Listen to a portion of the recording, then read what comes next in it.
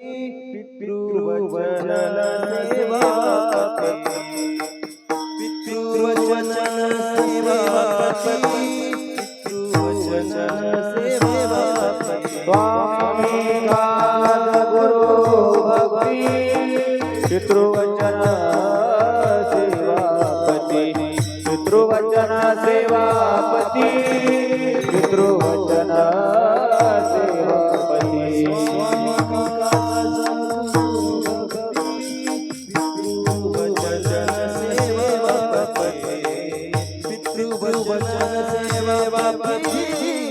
पितृवचन सेवापती स्वामी काज गुरु भक्ती पितृवचन सेवापती पितृवचन सेवापती पितृवचन सेवापती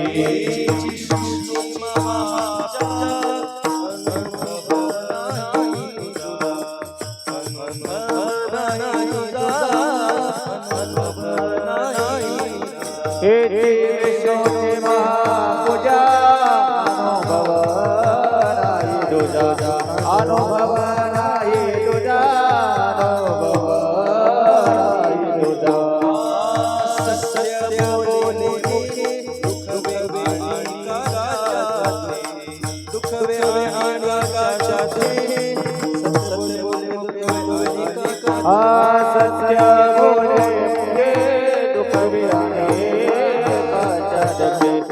दुःख व्याधी सत्य बोले दुःख व्याधी काचा दुःखे विश्वची विश्वची विश्वची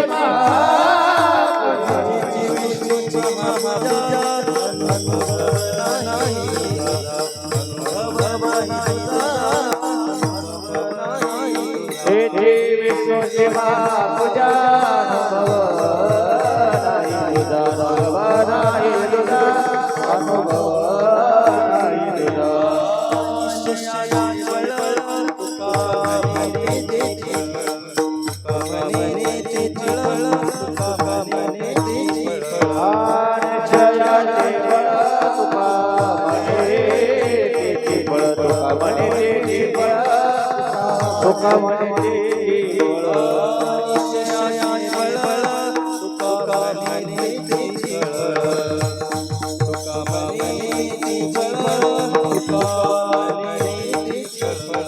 निश्चयाचे बळ तुका म्हणे बळ तुका म्हणे बळ तुका म्हणे विश्वची विश्वची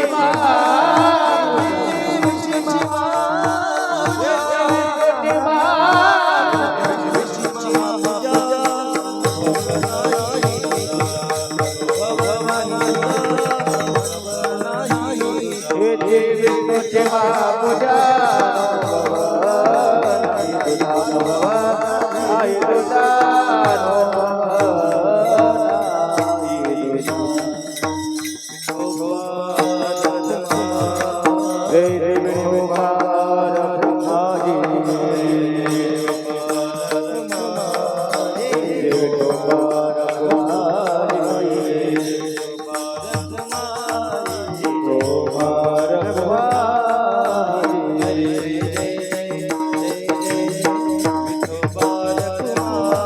हरि जय जय जय जय जय जय विठोबार कुमारी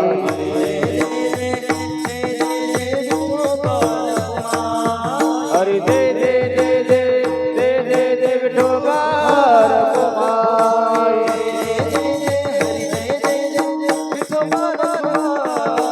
जय जय जय जय जय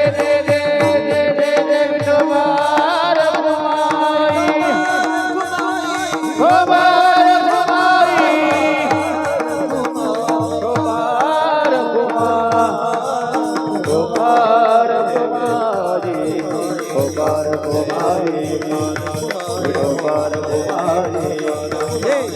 कुमारी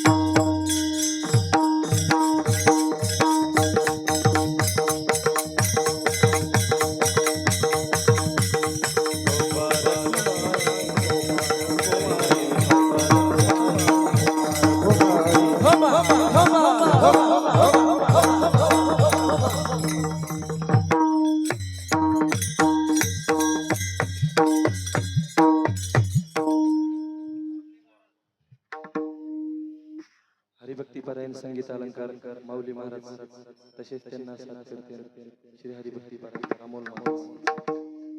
हॅलो हॅलो हॅलो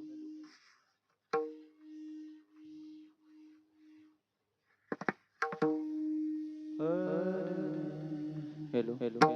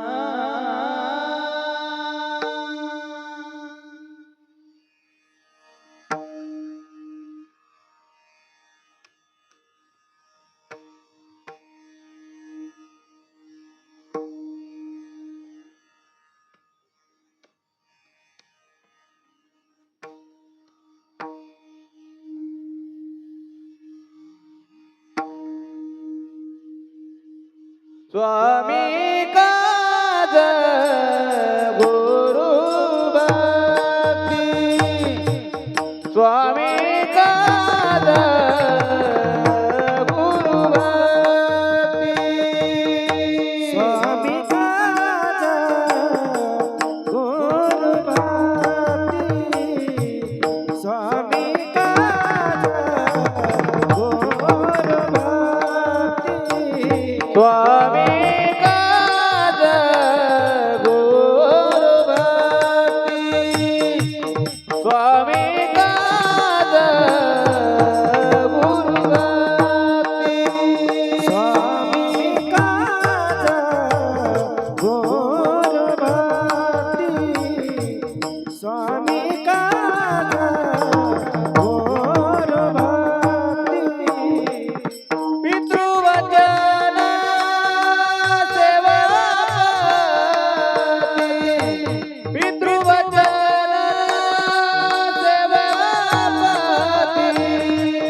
पितृवचन सेवापती पितृवचन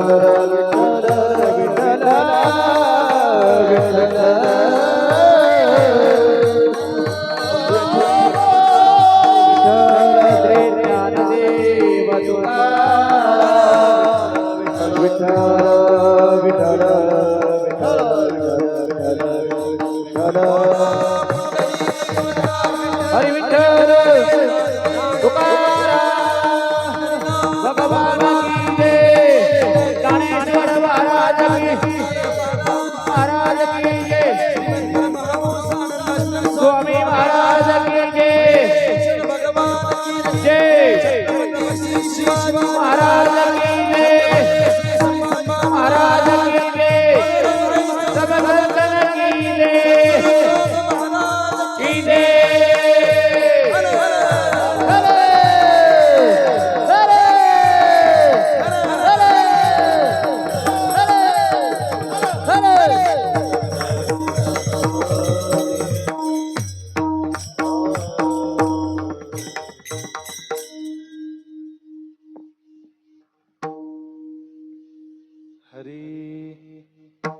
स्वामी काज गुरु भक्ती स्वामी काज गुरु भक्ती पितृवचन सेवापती हीची विष्णूची महापूजा अनुभव नाही दुजा सत्य बोले मुखे दुखवे आणि काच्या दुःखे हेची विष्णूची महापूजा अनुभव नाही तुझा निश्चयाचे बळ तुका म्हणे त्याची फळ हेची विष्णूची महापूजा अनुभव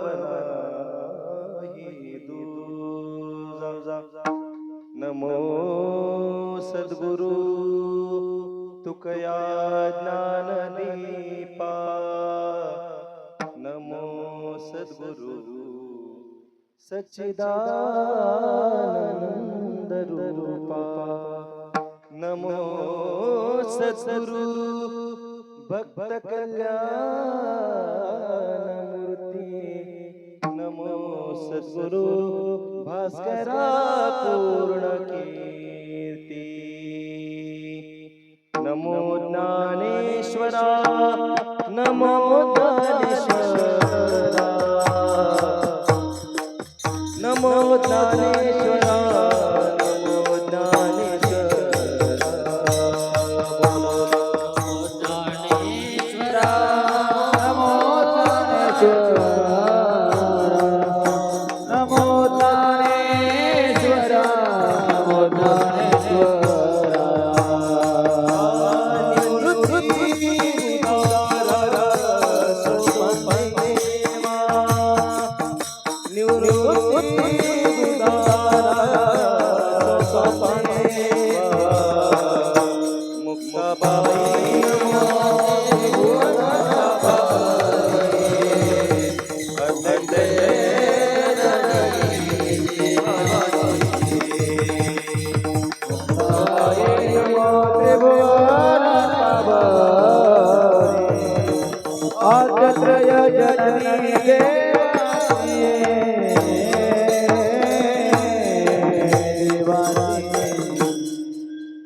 तुमचे दासीचा दास करून ठेवा आशीर्वाद द्यावा हाची मज नवविधा काय बोलिले जे भक्ती द्यावी माझे हाती संतजनी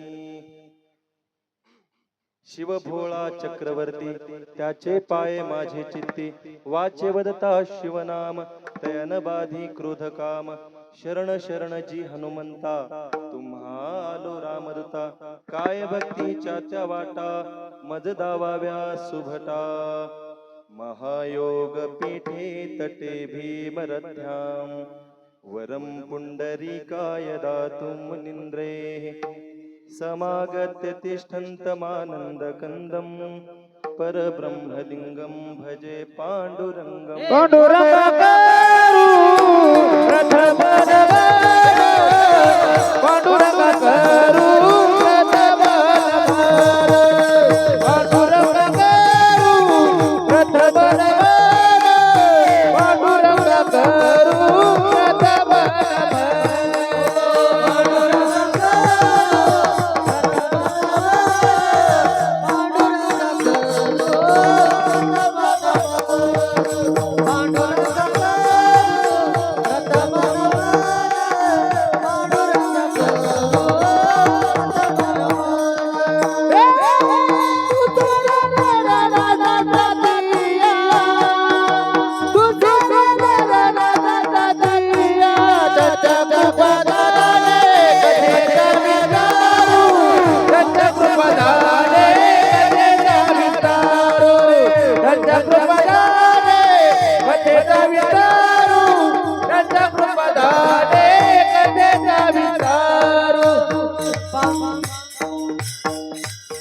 श्री संतांचे माथा चरणावरी साष्टांग हे करी दंडवत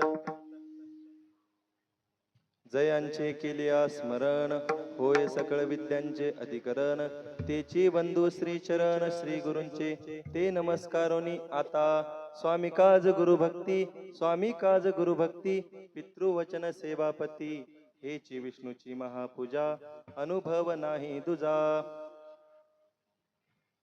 प्रस्तुत प्राप्त प्रसंगी प्राप्त स्थळी आजच्या या कीर्तन रूपी सेवेकरता निवडला गेलेला अभंग येच्छयावत भूतलावर जन्माला आलेल्या जड जीवांचा उद्धार करण्यासाठी आपला देह अखंड जिजवणारे वितराग संपन्न पंचमवेद निर्माते देवचे सुप्रसिद्ध संत श्रीमंत श्री जगद्गुरु जगतवंदनीय तुकोबाराय यांचा 4 चरणांचा अभंग असून या अभंगाद्वारे जगद्गुरु जगतवंदनीय तुकोबाराय आपणास 6 प्रकारच्या महापूजा सांगतात. कोणत्या कोणत्या 6 प्रकारच्या महापूजा सांगतात? स्वामी काज मालकाची सेवकाने एकनिष्ठ भावनेने सेवा करणे म्हणजे काय आहे? विष्णूची महापूजा आहे. स्वामी काज 1. गुरु भक्ती शिष्यानी गुरूंची सेवा करणं म्हणजे दुसरी महापूजा आहे. स्वामी काज गुरु भक्ती पितृवचन मुलाने आई वडिलांची एकनिष्ठ भावनेने सेवा करणं याला काय म्हणायचं? किंवा निष्कामतेने सेवा करणं याला काय म्हणायचं? पितृवचन. सेवापती. सेवापती म्हणजे काय हो? तर सेवापती म्हणजे पत्नीने पतीची एकनिष्ठ भावनेने, पतिव्रता या भावनेने, एकनिष्ठ भावनेने, मनोभावाने सेवा करणं, याला काय म्हणायचं? हेची विष्णूची महापूजा. पुढील तिसऱ्या चरणामध्ये आणखी 2 पूजा महाराज आपल्याला प्रतिपादन करतात. सत्य बोले मुखे, मुखाने सत्य बोलणं ही सुद्धा एक विष्णूची महापूजाच आहे. आता ते सत्य बोलणं म्हणजे काय आणि ती महापूजा कशी होऊ शकते हे आपण पुढे पाहणारच आहोत. सत्य बोले मुखे, दुखवे अनेकाच्या दुःखे, एकमेकाच्या दुःखामध्ये सहभागी होणं हे सुद्धा काय आहे हो? हेची विष्णूची महापूजा. अनुभव नाही दुजा, याच्या व्यतिरिक्त माझ्या जीवनामध्ये दुसरा अनुभव नाही असा निश्चय पत्नीने आपल्या पतीविषयी, पती हाच परमेश्वर, शिष्याने आपल्या गुरुविषयी, गुरु हाच देव किंवा गुरु हाच संत कोळीचा राजा असं मानून, किंवा नौकराने मालकाची कशा भावनेने सेवा केली पाहिजे हो? मालक हाच माझा परमेश्वर, अशा भावनेने जर आपण जर सेवा केली, किंवा मुलाने मायबाप केवळ काशी, तेने न जावे तीर्थासी, आई वडिलांची सेवा भगवत स्वरूप या रूपाने पाहून जर सेवा जर केली आई वडिलांची, तर ती सेवा काय होते हो? हेची विष्णूची महापूजा. असा अभंगाचा शब्दशः, किंवा असा ज्या दिवशी आपल्या जीवनामध्ये निश्चय होईल त्या दिवशी काय होईल? निश्चयाचे बळ तुका म्हणे तेची फळ, असा अभंगाचा शब्दशः भावार्थ तुमच्या समोर मांडलेला आहे. विस्तृत चिंतनाला सुरुवात करण्या अगोदर अल्पसा परिहार द्यायचा, तो म्हणजे असा. तुम्ही म्हणाल हे कसा? पुण्यभूमी पावन नक्षत्र आपली असणारी हे देववाडी सुरेगाव पंचकृषी, आणि या पंचकृषीमध्ये अखिल कोटी ब्रह्मांड नायक रुक्मिणी प्राण संजीवन जगदाधार पंढरीश भगवान परमात्मा श्री पांडुरंग परमात्मा, तसेच कैवल्य साम्राज्य चक्रवर्ती श्री विश्वमाऊली ज्ञानोबाराय, तसेच वैराग्य राग रसिक जगद्गुरु जगत वंद्य तुकोबाराय यांच्या असीम अहेतुकी आणि आगाध अशा कृपा आशीर्वादातून या ठिकाणी वैकुंठवासी श्री सद्गुरु जोग महाराज यांच्या शतकोत्तर पुण्यतिथी निमित्त हा या ठिकाणी गुरुजींनी सप्ताह ठेवलेला आहे. आणि या सप्ताहाचं जे नियोजन आहे ते नियोजन कसं झालेलं आहे, तर एकदम अचानक अशा प्रकारे झालेलं आहे. कसं? तुम्ही सगळेजण त्या गोष्टीचे साक्षीदार आहात की गुरुजींची संकल्पना होती की या ठिकाणी काहीतरी एक खूप मोठं आध्यात्मिक कार्य उभारलं पाहिजे. कारण गुरुजी ज्या ठिकाणी शिकलेले आहेत महाराज, ते सर्वसामान्य कोणी नसून ते सर्व संतत्व दशेला प्राप्त झालेली महात्मे आहेत.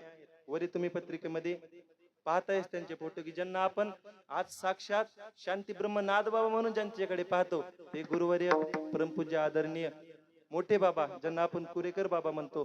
तसेच ज्यांच्याकडे साक्षात माझा ज्ञानराज गोपाळांशी लहायावाटी, ज्यावेळेस डॉक्टर बाबा काल्याचा प्रसाद सर्वांना देतात त्यावेळेस महाराज खालून प्रमाण येतात, माझा ज्ञानराज गोपाळांशी लहायावाटी, ज्यांच्याकडे आपण साक्षात ज्ञानोबराय म्हणून पाहतो, असे डॉक्टर बाबा असतील किंवा आपले काका असतील ज्ञानेश्वरी कंठभूषण पांडुरंग बाबा असतील, परत डॉक्टर दादा असतील, तसेच माझे आजोबा म्हणायला हरकत नाही, गुरुजींचे ज्यांनी गुरुजींना फकावत शिकवला असे गोष्टी बाबा असतील, तसेच ज्यांनी गुरुजींकडून लहानपणाचे ज्यांनी गुरुजींनी ज्यांच्याकडून थाप बसून घेतले असे गुरुजींचे गुरुवर्य असतील, असे सर्व संत त्वदशीला प्राप्त झालेली महात्मी मंडळी.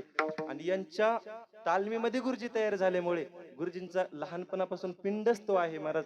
परमार्थ करण्यासाठी उगच कोणीतरी उठलं आणि परमार्थ करायला लागलं असं कधी होऊ शकत नाही महाराज. तो पिंडच असावा लागतो. पिंड म्हणजे काय हो, तर तो त्या माणसाचा स्वभाव असावा लागतो. स्वभाव म्हणजे काय हो, तर तेच त्या माणसाचं खऱ्या अर्थाने स्वरूप असलं पाहिजे, त्यावेळेस त्या गोष्टी शक्य होतात महाराज.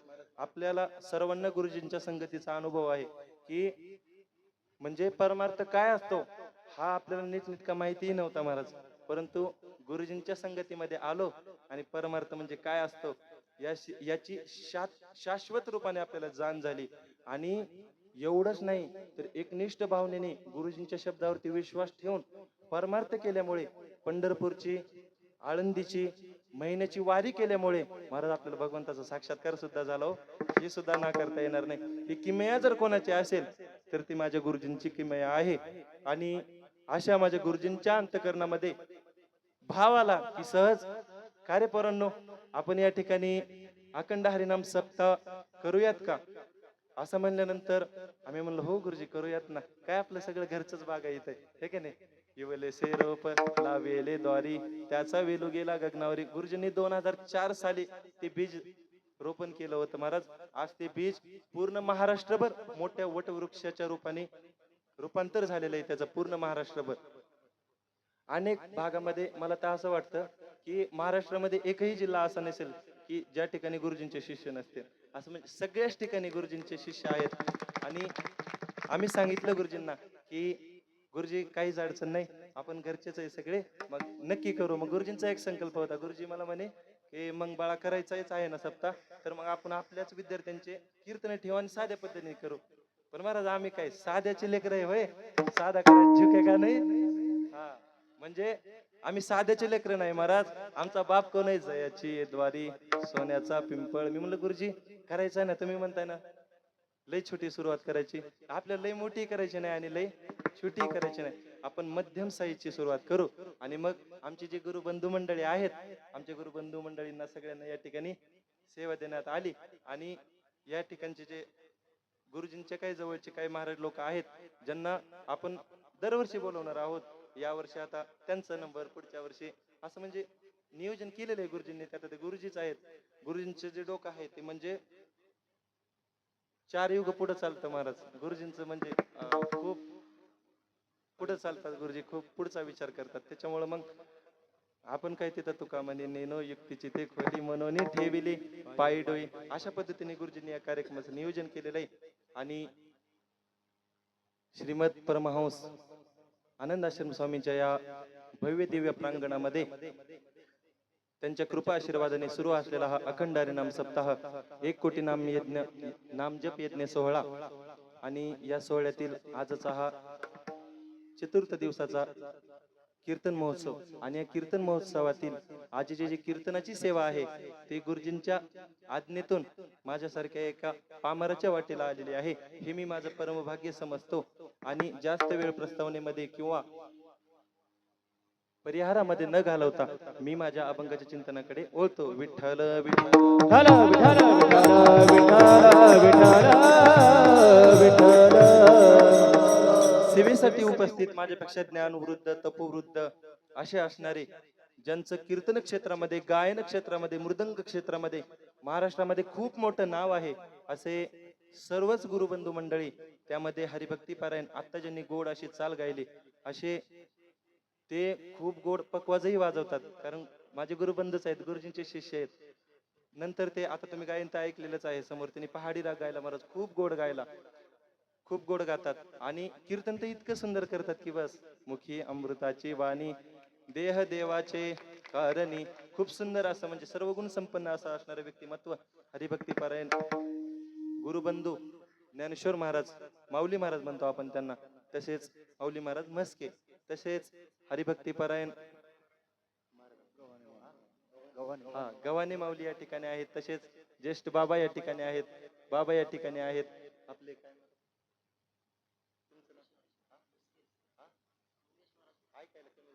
मंगेश महाराज, ती मशीन विसरली आज.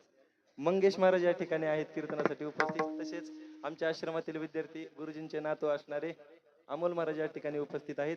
तसेच तुम्ही सर्व भावी भक्त विनेकरी बुवा या ठिकाणी उपस्थित आहेत. व ज्यांनी सुंदर असा या ठिकाणी मृदंग वाजवला, ज्यांचं मृदंग ऐकल्यानंतर महाराज मोठमोठ्या मृदंगाचार्याला असं वाटतं की मध्ये अरुण बुवा वाजवायला लागलेत का काय, त्या ठिकाणी मध्ये चंदू बुवा वाजवायला लागलेत का काय, त्या ठिकाणी मध्ये आता नवीन व्हायरल झालेले आपले संकेत महाराज आरोटे वाजवायला लागलेत का काय, अशी महाराज सहानुभूती होते. असे असणारे माझा भाचाच येतो असा असणारा आमचा कार्तिक या ठिकाणी खूप सुंदर अशी मृदंगाची साथ करतोय. तसेच ज्यांची या ठिकाणी खूप सुंदर अशी साऊंड सिस्टीम तसेच मंडप सेवा या ठिकाणी उपलब्ध झाली असे हरिभक्ती पारायण विकास भाऊ तुम्हा सर्वांच्या चरणी गुरुजींच्या चरणी साष्टांग प्रणिपात करतो आणि या ठिकाणी सेवेला सुरुवात करतो. विठ्ठल विठ्ठल विठ्ठल विठ्ठल विठ्ठल विठ्ठल विठ्ठल विठ्ठल विठ्ठल विठ्ठल विठ्ठल सेवेकरिता निवडला गेलेला अभंग जगद्गुरु जगतवंदने तुकोबरायांचा आहे. काय अभंग आहे हो? स्वामी काज गुरुभक्ती पितृवचन सेवापती हेची विष्णूची महापूजा अनुभव नाही दुजा. जीवन जगण्याचे महाराज दोन प्रकार आहेत. किती प्रकार आहेत? दोन प्रकार. एक म्हणजे व्यवहारिक जीवन आणि दुसरं म्हणजे पारमार्थिक जीवन. व्यवहारिक जीवन जगत असताना काय केलं पाहिजे माणसाने आणि पारमार्थिक जीवन जगत असताना माणसाने काय केलं पाहिजे याचं सुंदर असं विवेचन तुकोबारांनी या अभंगाद्वारे मांडलेलं आहे. याच्या अगोदरही हा अभंग पुष्कळ वेळेस मी कीर्तनासाठी घेतला, परंतु कीर्तनाला घेतल्यानंतर ही सर्व विद्यार्थी त्याचे साक्षीदार आहेत की एकही वेळेस ते चिंतन मांडण्याचा प्रयत्न नाही केला. दरवेळेस बदलून काहीतरी नवीन. मी गुरुजींनाही आम्ही तिकडे कडाष्टीकडे कार्यक्रमाला गेलो होतो गुरुजींसोबत.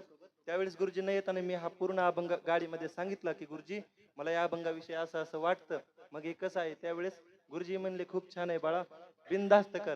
असं म्हणल्यानंतर त्यावेळेस मी गुरुजींना हा अभंग परमार्थिक दृष्टीने सांगितला होता की परमार्थिक साधकांसाठी तुकोबारांनी या अभंगाद्वारे काय सांगितलेलं आहे. म्हणजे परमार्थिक साधकांसाठी महापूजा ही कोणती आहे आणि व्यवहारिक साधकांसाठी किंवा प्रपंच करत करत जे परमार्थ करतात त्यांच्यासाठी विष्णूची महापूजा म्हणजे काय आहे. आज थोडासा त्याचा विचार केलेला आहे. म्हणजे ते स्वामींच्या कृपेने ती बुद्धी सुचली ती तुमच्या समोर मांडण्याचा प्रयत्न करतो. आपण काय मुद्दे मांडले की व्यवहारिक भक्ती म्हणा किंवा व्यवहारिक साधक म्हणा आणि परमार्थिक साधक किंवा परमार्थिक भक्ती दोघांचं साध्य काय आहे हो? एकच साध्य आहे. काय साध्य? आयुष्याच्या साधने सच्चिद आनंद पदवी घेणे. सदचित घन आनंद जो परमात्मा आहे त्या भगवत स्वरूपामध्ये विलीन होणं. नाम आनंदामध्ये त्या आनंदामध्ये त्या भगवान परमात्म्याच्या सुखामध्ये प्राप्त होणं हाच सगळ्यांच्या जीवनाचा ड्रीम प्रोजेक्ट आहे. म्हणजे काय आहे? हाच सगळ्यांच्या जीवनाचा खऱ्या अर्थाने काय आहे? साध्य आहे. साध्य. मग त्याच्यासाठी साधन भिन्न भिन्न सांगितलेले आहेत. मग कोणी सायकलनी प्रवास करतं, कोणी पायी पायी करतं, कोणी टू व्हीलर वरती करतं, कोणी फोर व्हीलर वरती करतं, वेगवेगळे. कोणी एसटी महामंडळामध्ये जातं, कोणी विमानाने जातं. बरोबर आहे की नाही? असे अनेक प्रकार आहेत. साध्य काय आहे हो? साध्य म्हणजे भगवान परमात्म्याची प्राप्ती. हे काय आहे? आपल्या जीवनाचं साध्य आहे. ज्ञानोबरांची ओळ आहे पहा. आयुष्याच्या साधने सच्चिदानंद पदवी घेणे एवढा अधिकार नारायणे कृपा अवलोकने दिदला. हे की नाही? आपलं जे काही साध्य आहे ते साध्य म्हणजे भगवान परमात्म्याची प्राप्ती. मग भगवान परमात्म्याची प्राप्ती हे जर आपल्या आयुष्याचं जर साध्य असेल तर त्याच्यासाठी काहीतरी साधनही असते ना. मग त्याच्यासाठी व्यवहारिक जे माणसं आहेत, व्यवहारिक जे साधक आहेत त्यांच्यासाठीही काय साधनं आहेत आणि परमार्थिक जे माणसं आहेत त्यांच्यासाठीही काय साधनं आहेत. आता परमार्थिक माणसासाठी काय साधन आहेत ते आपण सुरुवातीला पाहू. परमार्थिक माणसासाठी प्रामुख्याने काय साधन आहेत? तर प्रामुख्याने जर आपण जर विचार केला तर परमार्थिक माणसासाठी चार साधन आहेत. पहिलं साधन आहे कर्म, दुसरं साधन आहे ज्ञान, तिसरं साधन आहे योग आणि चौथं साधन आहे भक्ती. कर्म, ज्ञान, योग आणि भक्ती. लक्षात ठेवा, कारण माझं वय झालेलं आहे आता, लक्षात राहत नाही महाराज. पहिल्यासारखं पूर्वीचा काळ होता, महात्मा गांधीचा काळ आमचा महाराज. हा बरं का? म्हणजे असे मध्ये फवारे केले ना थोडस मग कडू औषध ते सुद्धा गोड लागतं. असा विषय. विठ्ठल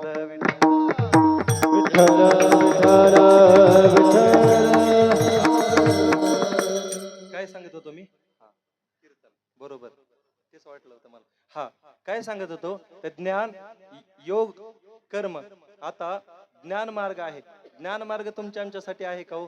तुमच्या आमच्यासाठी ज्ञान मार्ग झेपणं शक्यच नाही महाराज. आपण रात्री काय जेवलो हे आपल्या ध्यानामध्ये राहत नाही आणि आपण कधी मग तेवढे ग्रंथ पाठ करायचे, कधी गाथा मुखोद्गत करायचे, कधी ज्ञानेश्वरी मुखोद्गत करायचे आणि कधी मग आपण ज्ञान मार्गाने भगवंताची प्राप्ती करून घ्यायची. हे आपल्यासारख्यांचं काम आहे का? नाही महाराज. ज्ञान मार्गाने चालणाऱ्यासाठी चणे खावे लोखंडाचे मग ब्रह्मपदी नाचे. मुक्ताई म्हणतात की तुम्हाला लोखंडाचे चणे खावे लागतात आणि मग ब्रह्मपदावरती नाचायला मिळतं महाराज. ज्ञान मार्गाने चालणं खूप कठीण आहे. जरी चालला माणूस तर 2च अभंग पाठ असतात महाराज, पण शेवटच्या 3ही गुंड्या उघड्या असतात. माझी एकच आहे, कारण माझा एकच चरण पाठ आहे. बर का. अशा पद्धतीने, कारण कसं आहे, प्रत्येक ह्या ज्या 4 वाटा आहेत, 4 वाटामध्ये एकमेव अशी भक्ती ही एकमेव अशी वाट आहे की त्याच्यामध्ये कोणत्याही प्रकारचा अडथळा नाही. परंतु उर्वरित ज्या योग, कर्म आणि ज्ञान ह्या वाटा आहेत, ह्या वाटा कशा आहेत हो, याच्यामध्ये काय ना काय आडकाठी 100% आहे. आता आपण ज्ञानाचा विचार करतोय, ज्ञानामध्ये काय आडकाठी आहे हो महाराज? आपल्याला सर्वांना पाठ आहे. आपण नेहमी म्हणतो, नवल अहंकाराची गोटी, विशेष न लगे अज्ञाना पाटी, सज्ञानाचे जोंबे कंटे, नाना संकटी नाचवी. जे एक जरी अभंग पाठ झाला महाराज माणसांना, किंवा एखादा संस्कृत श्लोक पाठ झाला, नवे नवे एखादा इंग्रजी शब्द एकच पाठ असतो महाराज, परंतु इतकं इम्प्रेशन मारतो गावठी लोकांवरती की बस असं वाटतं त्याला की माझ्या इतका शाना मीच, वासरात लंगडी गाय शानी. म्हणजे आपलं श्रीगोंदा तालुक्यातलं सांगतच नाही, आमच्या कर्नाटकचं सांगतोय. तिकडे गेलं मध्य प्रदेशला सांगेन, आता सांगू तरी दुसरं आणू तरी कुठून भारतापेक्षा बाहेरच. हा, अशा पद्धतीने म्हणजे जर आपल्याला थोडस जर ज्ञान झालं तर काय होतं, थोडस जर ज्ञान आपल्याला झालं तर नवल अहंकाराची गोटी, त्याच्यासोबत अहंकार येतो. म्हणून आपल्यासारख्यांना ज्ञान झेपणं शक्य नाही. ज्ञान झेपणं म्हणजे वाघिणीचं दूध पचवणं इतकं कठीण आहे ते. वाघिणीचं दूध आपल्यासारख्यांना पचेल का हो? वाघिणीचं दूधच काढण्यासाठी मला सोन्याचं पात्र लागतं. आपलं जर पोट जर पाहिलं महाराज, आपल्या पोटामध्ये काय काय भरलेलं आहे ते आपल्यालाच माहिती. घरी जाऊन विचार करा, आहे की नाही? हा, वाघिणीचं दूध पचवण्यासाठी माझ्या छत्रपतींचं काळीज लागतं तेव्हा ते वाघिणीचं दूध पचत असतं महाराज. आपल्यासारख्यांचं काम नाही ते. म्हणून आपण ज्ञानाच्या मार्गाने चालणं हे काय आपल्याच्याने शक्य नाही. पुढे चला योग मार्ग. योग मार्गाने तरी सोपा आहे का महाराज? योग मार्गाचा असा आहे, एक साधक बर का माऊली महाराज, एक साधक असे रस्त्याने चालत होते. रस्त्याने जात असताना त्यांना दुसऱ्या एका साधकाने प्रश्न केला, का हो म्हणे माऊली, या ठिकाणी इतका उन्हाळा चालू आहे, चैत्रातलं ऊन आहे, 12 वाजलेले आहेत, ऊन मी म्हणतंय, मी सकाळपासून पाण्याचा घोट पिले नाही. तुम्हाला या ठिकाणी कुठे एखादं सरोवर, एखादी विहीर, एखादा बोर, एखादं बिस्लरी वॉटरचं दुकान असं काही दिसलं का हो? तर तो म्हणतो नाही, हा मार्गच असा आहे महाराज. या मार्गाने जाताना जर तहान लागली तर त्या तहानल्याने काय करायचं, तहानेली या तहानची प्यावे. या मार्गाने जात असताना भूक जर लागली तर त्यांनी काय करायचं, भूकली या भूकची खावे. तर या मार्गाने जात असताना भूक, हरी महाराज पुढं काय हो? हा, हरी महाराजांसाठी टाळे वाजव महाराज. त्यांचा 9वा-12वा अध्याय पाठ आहे ज्ञानेश्वरीचा. विठ्ठल विठ्ठल विठ्ठल विठ्ठल जर योग मार्गाने चालत असताना आपण जर तहान लागली तर तहानच प्यायची, आणि भूक लागली तर भूकच खायची. याला आणखीन एक दृष्टांत दिलेला आहे ज्ञानोबारायांनी. 9व्या अध्यायामध्ये खूप सुंदर वर्णन केलंय योग शास्त्राचं. ज्ञानोबाराय म्हणतात की एखादा दात नसलेला म्हातारा व्यक्ती बरं का चेअरमन, आणि त्यांना आपण लोखंडाचे चणे खाण्यासाठी दिले. खाणं शक्य आहे का हो महाराज? त्याला जर विचारलं आपण, का हो लोखंडाच्या चण्याची चव कशी लागते, तो म्हणून महाराज रक्तासारखी लागते राव. पण ती रक्त त्याच्या हिरड्याचं असतं महाराज. हिरड्याचं तुटून महाराज ते रक्त येत असते, हिरडे फाटून, हे का नाही? तसं योग मार्गाने जर जात असाल आपण, तर जर आपल्याला तहान लागली तर तहानच प्यावी लागते, भूक लागली तर भूकच खावी लागते. इतका कठीण असणारा योग मार्ग आहे. त्यामुळे आपल्याला योग मार्गाने जाणं शक्य नाही. पुढे चला, परमार्थिक माणसाचं सांगतोय बरं का, परमार्थिक माणसांना. आणि आता पुढे राहिला कर्म मार्ग. आता कर्म मार्ग तर किती सूक्ष्म आहे महाराज, खूप सूक्ष्म आहे महाराज. कर्म मार्गाचं ज्ञानोबारायांनी हरिपाठामध्ये वर्णन केलेलं आहे. काय वर्णन केलेलं आहे कर्म मार्गाचं, किती सूक्ष्म आहे कर्म मार्ग. पारियाचा रवा घेता भूमी पारियाचा रवा घेता भूमीवारी, पारियाचा रवा घेता भूमीवारी,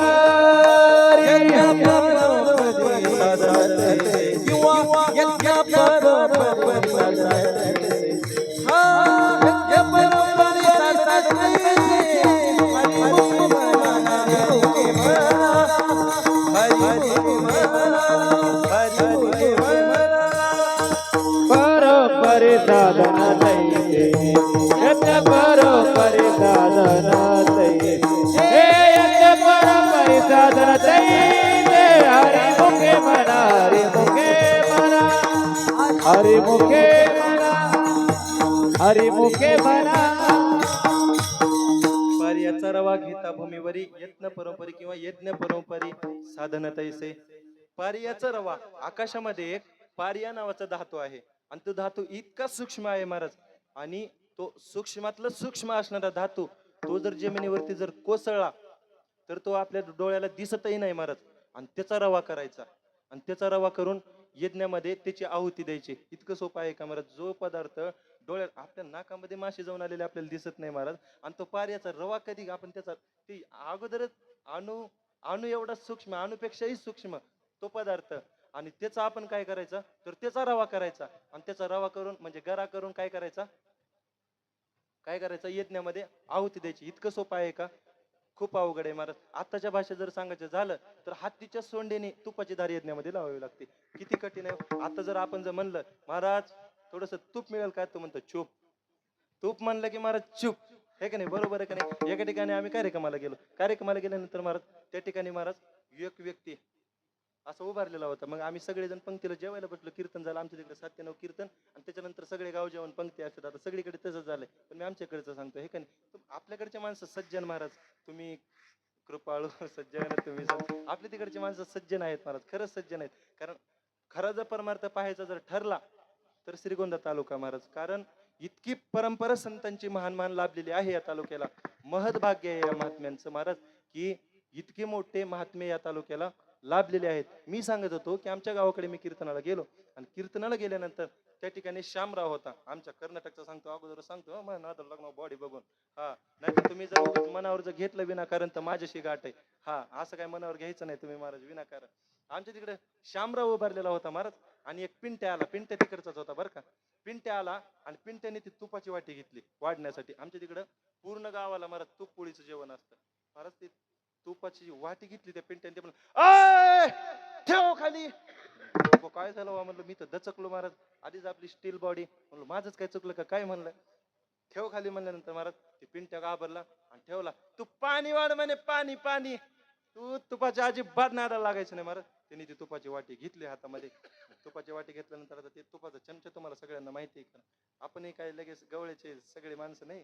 तुपाचे ते चमचा घेतला महाराज. आता तुपाचा चमचा म्हणजे स्पेशल मिळतो बाजारामध्ये. तुपाचा चमचा घेतला आणि महाराज एकदा त्या तुपामध्ये बुडवला आणि जे त्या पंक्तीमध्ये 180च्या स्पीडने निघाला महाराज. ज्याच्या नशिबात आहे त्याच्या नशिबामध्ये एखादा थेंब पडला महाराज. हे काहीच नाही महाराज. एका ठिकाणी कार्यक्रमाला गेलो होते तेलंगणाला यांच्या गावाकडे. गेल्यानंतर महाराज त्या ठिकाणी तर एका मावशीने आम्ही सगळेजण असं रूम मध्ये जेवायला बसलो होता. 5 जणांसाठी किती तूप लागणार आहे महाराज. मी एकटा तर 1 किलो खाणार. बाकीच्यांचं काय थोडंफार लागेल त्यांना महाराज. माझीच तेवढी विषय होता ना. पण मी म्हणलं मी तर तूप काय खात नाही. मग बाकीच्यांचं बघा महाराज. त्या मावशीने काय केलं माहिती का. चुलीमध्ये गेली. चुलीतला विस्तव घेतला आणि त्याच्यावरती एक थेंब तुपाचा टाकला आणि महाराज तो सगळ्या पंक्तीतून फिरवला असा. मी म्हणलं काय हो म्हणलं हा काय प्रकार. ते म्हणले महाराज आता तूप खायचे दिवस संपले म्हणे. आता तुपाचा फक्त वास घ्यायचा. इतकी तुपाची वाणू आहे महाराज. आणि असं जर तूप आपण यज्ञामध्ये आहुती द्यायची म्हणल्यानंतर जर हत्तीच्या जर सोंडीनी जर वतायचं जर ठरवलं तर शक्य आहे का हो. शक्य नाही. म्हणून कर्म मार्ग हा खूप सूक्ष्म आहे महाराज. म्हणून तुकोबराय म्हणतात अवघ्या वाटा झाल्या शीन अवघ्या वाटा झाल्या शीन घडे साधन कलीन घडे साधन उचित विधिविधान उचित विधी विधान घडे सर्वथा सर्वदा सर्वथा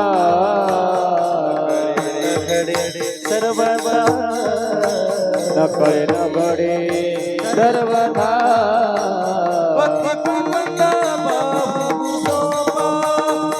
पुण्य नागावे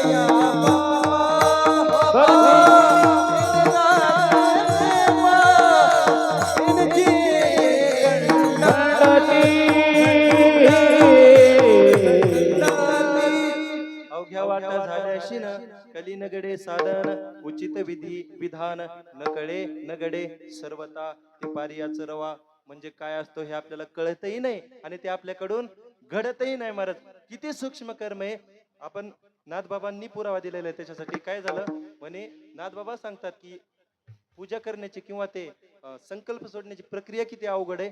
तर नाथबाबा म्हणतात की आपण ज्या वेळेस संकल्प सोडण्यासाठी हातावरती पाणी घेतो, आता या ठिकाणी सर्व तुम्ही हुशार मंडळी आहात, तुम्हाला माहिती आहे, संकल्प सोडण्यासाठी आपण ज्या वेळेस त्या सुपारीवरती पाणी घेतो त्यावेळेस त्याच्यामध्ये जवसाचा एकच दाणा भिजेल इतकं पाणी पाहिजे महाराज. त्याच्यापेक्षा कमी अधिक जर झालं तर त्या ब्राह्मणाला किंवा त्या तो जो यजमान आहे त्याला दारू पिलेलं पातक लागतं महाराज. इतकं कर्मकांड सूक्ष्म आहे. किंवा कर्मकांडामध्ये ब्राह्मणाच्या हातून किंवा ब्राह्मणाच्या मुखारबिंदातून श्लोक म्हणत असताना तो जरी तिन्ही देवामध्ये श्रेष्ठ असेल तरीही बरं का तुकोबराय म्हणतात की ब्राह्मणाच्या हातून जर किंवा ब्राह्मणाच्या मुखरबिंदातून श्लोक म्हणत असताना, यज्ञाची आहुती देत असताना किंवा पूजा संपन्न करीत असताना, पूजा अर्चन करत असताना जर मंत्र जर चुकला तर काय होतं महाराज, तर पूर्ण धडच वेडा होतो महाराज. मंत्र चाळे थोडा तरी धडची होय वेडा, तरी धडची होय वेडा, तरी धडची होय वेडा. हे मंत्र तळे तोडा तरी धडकी होय वेडा, तरी धडकी होय वेडा, तरी धडकी होय वेडा वेडा. त्याच ठिकाणी त्याच सेकंदाला महाराज काय होतं, तर जो यजमान आहे त्याचा पूर्ण धडच महाराज वेडा होत होतो. म्हणून तर आपण सगळे वेडे झालेलो आहे. कळालं त्यांना धन्यवाद, ज्यांना नाही कळालं त्यांनी पंगत घेतल्याशिवाय जाऊ नका. विठ्ठल विठ्ठल विठ्ठल. कारण 100मध्ये एखादा ब्राह्मण महाराज विधियुक्त पूजा करणारा असतो आपल्या काकांसारखा. नाहीतर ब्राह्मणाचे जे श्लोक ऐकलं महाराज फक्त रडता येत नाही म्हणून त्या ठिकाणी बसायचं. नाही तर महाराज काय काय ठिकाणी इतकं हसायला येतं ना महाराज, असे ओम चमे राम चमे कृष्ण चमे, मी कुणाची टीका करत नाही हे पण लक्षात ठेवावे. चमे विठ्ठल विठ्ठल विठ्ठल विठ्ठल विठ्ठल विठ्ठल विठ्ठल विठ्ठल. महाराज मी वस्तुस्थिती मांडतो का नाही, मी तसा प्रामाणिक गो आहे महाराज. प्रमाण दिल्याशिवाय मी प्रमाणाच्या बाहेर नाहीच आहे. प्रामाणिक माणूस आहे मी, हे का नाही, बरोबर आहे का नाही. प्रमाणाशिवाय शब्द नसतो महाराज आपल्या तिकडं. असो विनोदाचा भाग, विनोदाने बोललो, लेकरू या नात्याने बोललो, त्याच्यामुळे कोणी काही मनाला लावून घेऊ नका. घेतलं तरी घ्या. तब्येत कशी आहे आपली, तब्येत बघा ना आपली. हा विठ्ठल विठ्ठल. काय सांगत होतो मी, तर तुकोबाराय म्हणतात जर पारमार्थिक साधकाला जर या कलियुगामध्ये जर भगवंताची लवकर जर प्राप्ती करून घ्यायची असेल तर त्यांनी काय केलं पाहिजे, तर अवघ्या वाटा झाल्या शीन असं समजून घेऊन त्यांनी कोणत्या मार्गाला गेलं पाहिजे, कोणत्या मार्गाला गेलं पाहिजे, तर जो मार्ग सोपा आहे त्या मार्गाने त्यांनी मार्गक्रमण केलं पाहिजे. तेनीची पण ते चालो दाता न पडे गुंता कोठे काही, हे की नाही. कोणत्या मार्गाने गेलं पाहिजे, तर संत ज्या मार्गाने गेले किंवा संतांनी जो मार्ग दाखवला त्या मार्गाने आपण गेलं पाहिजे. मग संतांनी कोणता मार्ग दाखवला, तर संतांनी भक्ती हा मार्ग दाखवला. भक्ती पंत बहु सोपा, नाम संकीर्तन साधन पै सोपे. ठीक आहे महाराज, आम्हाला कळालं की परमार्थिक साधकांनी भक्तीच्या मार्गाने चाललं पाहिजे, इथपर्यंत आमच्या लक्षात आलं. परंतु महाराज भक्तीचे प्रकार नेमके किती आहेत, तर भक्तीचे प्रकार आहेत 9. श्रवणम कीर्तनम विष्णू स्मरणम पाद सेवनम अर्चनम वंदनम दास्यम सख्य आत्मनिवेदनम, असे 9 प्रकारची भक्ती आहे. श्रवण भगवंताचं चिंतन करणं किंवा भगवंताचं श्री हरिकथा, भगवंताच्या सगुण रूपाचं किंवा निर्गुण स्वरूपाचं वर्णन ऐकणं म्हणजे काय हो, श्रवण करणं. श्रवण कीर्तन, कीर्तन म्हणजे जे आता सुरू आहे ते कीर्तन. या कीर्तनामध्ये नामसंकीर्तन हे सर्वात श्रेष्ठ कीर्तन आहे महाराज. आपण कारण उपदेश करण्याचा अधिकार कोणालाही नाही महाराज. तुकोबाराय म्हणतात नाही संत चिन्हे उमटली अंगी आणि उपदेशाला पात्र झाला. महाराज ज्यांच्या अंगामध्ये संत चिन्ह उमटलेली नाहीयेत ना त्यांना तुकोबारायांनी दुसऱ्याला उपदेश करण्याचा अधिकारच दिला नाही महाराज. इतकं सूक्ष्म परमार्थ आहे आणि या सगळ्या गोष्टी आपण जाणून परमार्थ करतो म्हणून आपला श्रीगोंदा तालुका श्रेष्ठ आहे महाराज, म्हणून आपला श्रीगोंदा तालुका श्रेष्ठ आहे. हा तर तुकोबाराय म्हणतात की ज्यांना परमार्थ करायचा असेल त्यांनी काय केलं पाहिजे, सगळ्यात सोपं साधन म्हणजे भक्ती केली पाहिजे. इथं आपण होतो, बरोबर आहे की नाही? भक्ती केली पाहिजे. भक्तीचे 9 प्रकार आहेत: श्रवण, कीर्तन, विष्णू स्मरण. विष्णू भगवान परमात्म्याचं फक्त स्मरण करणं ही काय आहे हो? एक प्रकारची भक्तीच आहे. या भक्तीला पुरावा काय? तीर्थी, धोंडा पाणी, देव रोकडा सज्जनी. आता महागवारी झाली. कधी झाली? म्हणजे आणखी सुरूच आहे. काल एकादशीला सर्वजण आपण म्हणजे बरेच वारकरी पंढरीला जाऊन आले. पंढरीला गेल्यानंतर ज्या ठिकाणी ते पंढरीमध्ये स्नान करतात, बरं का, चंद्रभागेमध्ये स्नान करतात आणि डुबकी घेताना विचार करतात, हरा काढले असते ना, माझा चेक पास झाला असेल का?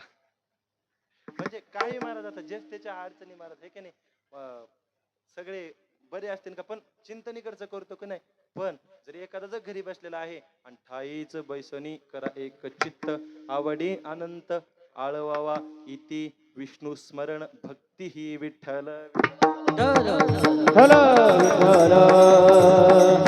या भक्तीला काय म्हणायचं महाराज? तर विष्णू स्मरण भक्ती. पुढं काय हो? पादसेवन, भगवान परमात्म्याच्या चरणांची सेवा करणे, याला पादसेवन भक्ती म्हणायचं. पुढं काय आहे हो? 5व्या क्रमांकाची भक्ती आहे अर्चन. अर्चन भक्ती म्हणजे भगवंताची पूजा करणं.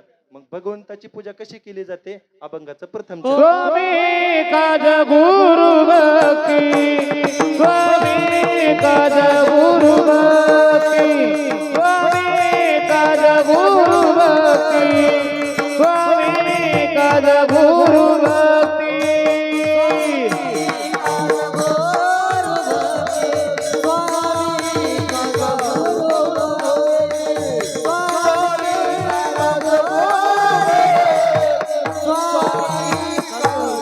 स्वामी काज गुरु भक्ती, स्वामी काज गुरु भक्ती, स्वामी काज गुरु भक्ती, स्वामी काज गुरु भक्ती.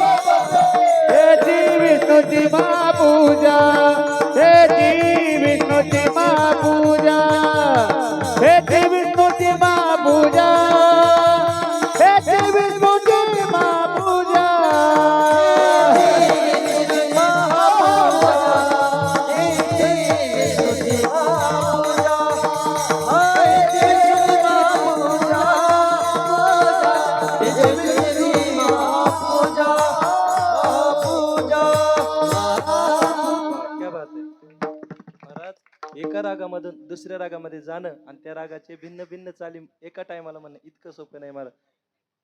स्वामी काज गुरु भक्ती, स्वामी काज गुरु भक्ती. गोड प्रमाण दिलं महाराजांनी. काय म्हणतात? स्वामी काज गुरु भक्ती, पितृवचन सेवापती. परमार्थिक जर साधकाच्या जर दृष्टीने आपण जर पाहिलं तर कोणती सेवा आहे हो? स्वामी काज गुरु भक्ती पितृवचन सेवापती. ही खऱ्या अर्थाने परमार्थिक माणसाने ही सेवा केली म्हणजे काय होतं? हीची विष्णूची महापूजा, हीच विष्णूची महापूजा होते. आणि याच्या उलट जर व्यावहारिक माणसाने जर ही जर साधना केली तर त्यांच्याही जीवनामध्ये काय होतं? तर त्यांच्याही जीवनामध्ये हीच विष्णूची महापूजा. महाराज मी एक वाक्य नेहमी बोलत असतो. माणसाने कीर्तनामध्ये, बरं का, खूप मार्मिक आहे. म्हणजे एका दिवशी असंच बसलो होतो आम्ही सर्वजण पाठामध्ये आणि पाठ सांगत असताना एक वाक्य सहज आठवलं की चालू घडामोडीप्रमाणे माणसाने कीर्तनामध्ये बोलत असताना परमार्थ सांगून जगताना व्यवहार जगण्यापेक्षा कीर्तनामध्ये व्यवहार सांगा. कीर्तनामध्ये माणसाने एकमेकाशी कसं जगावं, कशी भक्ती करावी हे सोपं करून सांगा. ब्रह्मज्ञानाच्या गप्पा या ठिकाणी मारू नका, परंतु जगताना परमार्थ जगा. कारण काय होतं महाराज, हल्लीच्या काळामध्ये कीर्तन कीर्तन जर चालू असेल एखाद्या महात्म्याचं, एखाद्या महाराजांचं, तर आपल्याला असं वाटतं की साक्षात परमात्म तत्वाला प्राप्त झालेत का काय. परंतु ज्या वेळेस महाराज कीर्तन संपतं आणि आपण त्यांच्या खाजगी बैठकी ऐकतो, आता हे कीर्तनामध्ये बोलण्याचा विषय नाही, तो माझा अधिकारही नाही, परंतु गुरुजींचा पाठीमागे हात असल्यामुळे आणि मी मोठ्याचं लेकरू असल्यामुळे बोलण्याचं धाडस केलं. विठ्ठल विठ्ठल विठ्ठल. हा, काय सांगत होतो मी, तर व्यावहारिक माणसाने ते पण विषयाला धरून आलं, जळून आलं म्हणून बोललो महाराज, ओघामध्ये आलं सर. कारण किती खूप मार्मिक आहे का नाही बघा. मी तुम्हाला इथं माझ्यावरून सांगतो, मी दुसऱ्याचं कशाला सांगू, हे की नाही. मी कीर्तनामध्ये तुम्हाला आता पोपटपंची बोलतो, तुम्हाला खाली बसल्या बसले एखाद्याला तरी वाटलं असेल ना, वाह महाराज किती सुंदर कीर्तन करतात, वाटलं का नाही, तोंडावर तरी म्हणा ना, वाटलं का नाही बाबा.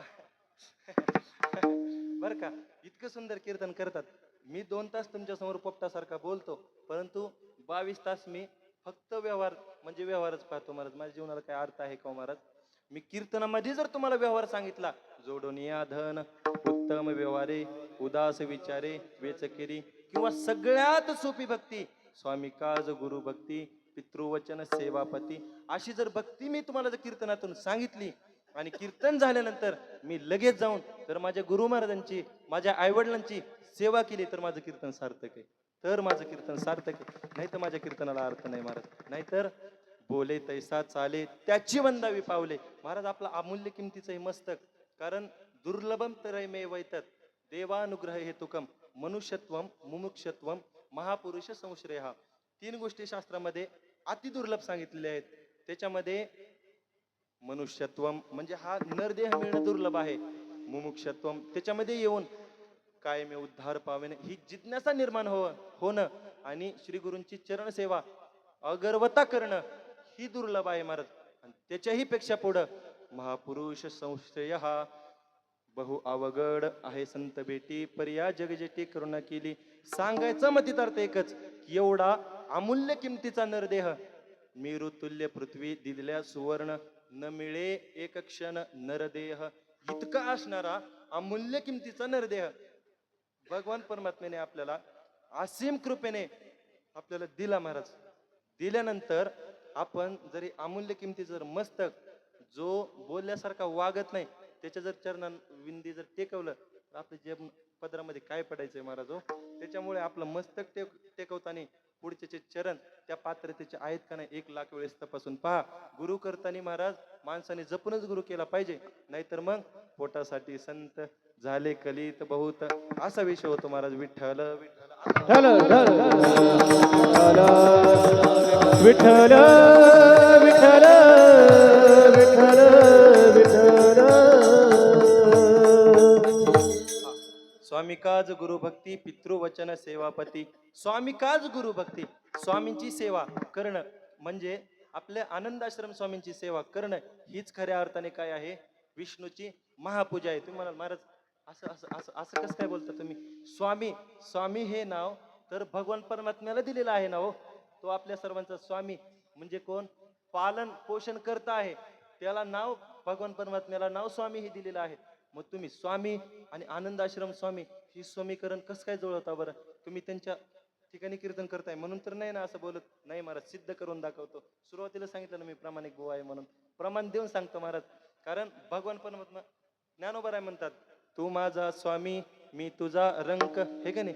ज्ञानोबराय काय म्हणतात, भगवान परमात्मा हा आपल्या सर्वांचा स्वामी आहे. ऐसा तू समर्थ ब्रह्मांडाचा धनी, हे की नाही. वर्म हे जानोनी शरण आलो, हे की नाही, असंच आहे ना.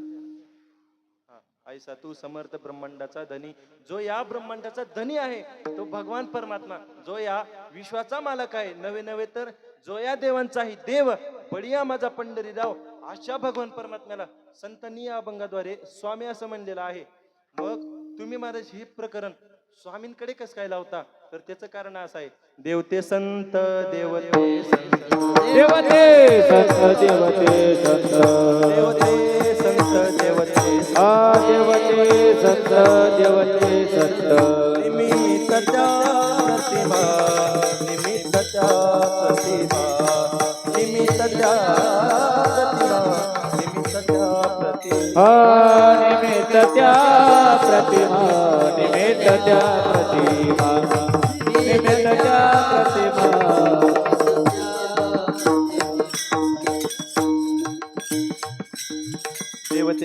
देवते संत निमित्त त्या प्रतिमा. महाराज डायरेक्ट हायकोर्टातून निकाल महाराज, देवते संत निमित्त त्या प्रतिमा. त्यामुळे स्वामींना आपण भगवान परमात्म्याच्या रूपामध्ये पाहू शकतो आणि भगवान परमात्म्यालाही संतांच्या रूपामध्ये पाहू शकतो महाराज. किती वेळेस तरी असं शास्त्रामध्ये किंवा आपल्या संत वाङ्मयामध्ये असं किती वेळेस तरी घडलेलं आहे की संत चरित्रामध्ये असं किती वेळेस तरी घडलेलं आहे की अनेक संतांचे रूप भगवान परमात्म्याने घेतलेले आहेत महाराज. आणि भगवान परमात्म्याला काय आवडतं महाराज? फक्त वैष्णवांची सेवाच भगवान परमात्म्याला खऱ्या अर्थाने आवडती महाराज. स्वामी काज या शब्दावरती मी बोलतोय. कशी सेवा केली पाहिजे हो? स्वामी काज. भगवान परमात्मा आपल्याला स्वतः अगोदर करून दाखवतात. किती सेवा केली हो भगवंताने? उंच नीच काही नेने भगवंता तिष्ठे भक्ती देखुनिया तिष्ठे भक्ती देखुनिया. तुकोबा नाही म्हणतात. आता हा अभंग तुम्ही सर्वांना पाठच आहे महाराज. उंच नीच काही नेने भगवंत तिष्ठे भावभक्ती देखुनिया दासी पुत्र कन्या विदुराच्या बक्षे दैत्या घरी रक्षे प्रल्हादाशी. सर्व अभंग पाहून घ्या. 13 चरणांचा अभंग आहे दुसऱ्या मंगलाचरणात. आपण सर्वजण काकड्यामध्ये म्हणतोच. हा, या अभंगामध्ये तुकोबरायांनी भगवंताने कोणाकोणाची काय काय सेवा केलेली आहे हे का नाही ते सर्व प्रकारे या अभंगामध्ये वर्णन केलेलं आहे. त्याच्यातील मी एक प्रकार तुम्हाला, बहुश्रुत नसलेला एक प्रकार तुम्हाला या ठिकाणी श्रुत करतो. विठ्ठल विठ्ठल विठ्ठल विठ्ठल विठ्ठल. काय झालं?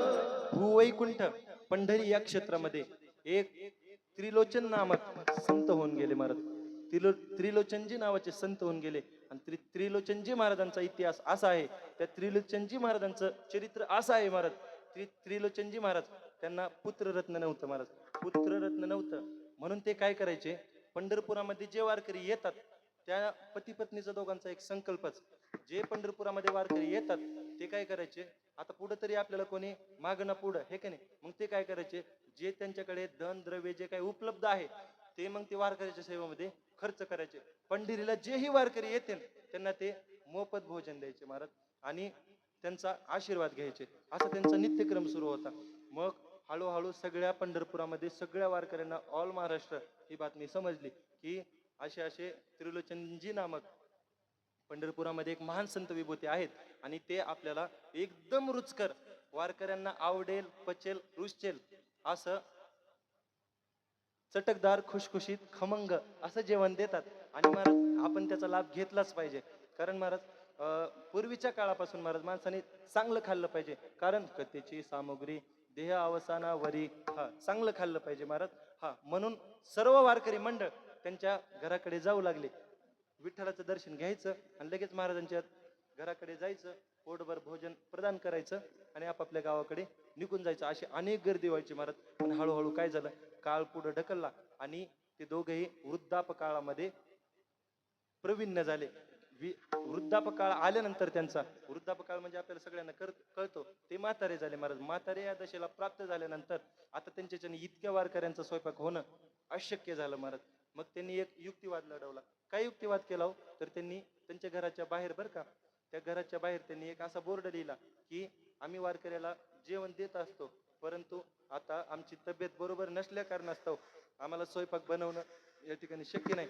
कोणी जर इच्छुक जर असेल की वारकऱ्यांना जेवण देण्यासाठी किंवा वारकऱ्यांची सेवा करण्यासाठी तर आम्ही सर्व सिधा सामग्री त्यांना देऊ, त्यांनी फक्त तयार करून वारकऱ्यांना जीव घालायचंय. असं बोर्ड लिहिल्यानंतर महाराज पंढरीच्या पांडुरंगाला भक्ताची काळजी महाराज.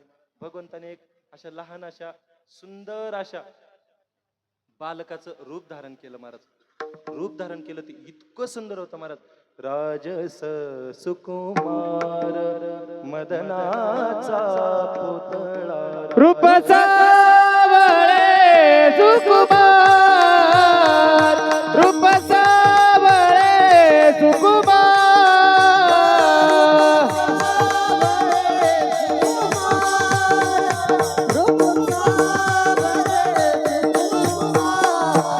रूप सावळे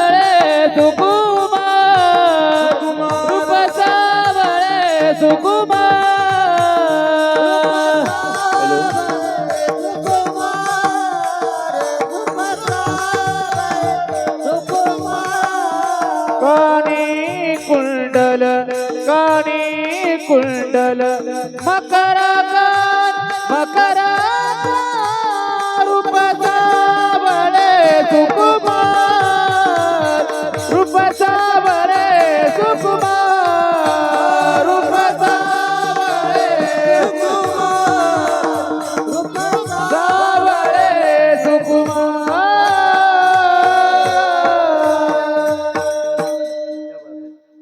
रूप साबळे सुकुमार कसं रूप आहे साबळे सुंदर रूप मनोहर साबळे सुंदर रूप मनोहर राहो निरंतर हृदयी माझे साबळे सुंदर रूप मनोहर सावळे सुंदर रूप मनोहर असं बघ परमात्म्याचं रूप महाराज सावळे रूपडे सोरते चित्ताचे उभे पंढरीचे विटेवरी राम उभे पंढरीचे